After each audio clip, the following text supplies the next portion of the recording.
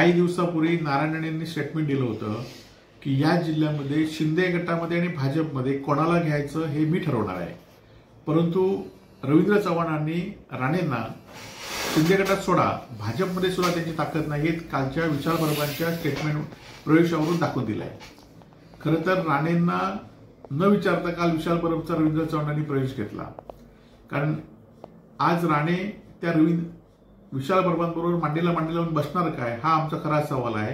कारण निवडणुकीमध्ये विशाल परबवर drugs mafia आहेत, लँड माफिया आहेत म्हणून याच विशाल परबवर नारायण राणेंनी आरोप केला होता। आता जे पालकमंत्री आहेत त्यांनी सुद्धा या विशाल परबला आम्ही पुन्हा उभं करणार नाही म्हणून सांगितलं होतं आणि त्याच विशाल परबांना आज भाजपमध्ये प्रवेश घेतलाय आणि हे प्रवेश घेताना राणे कुटुंबीय नव्हते ही बाब वेगळी आहे।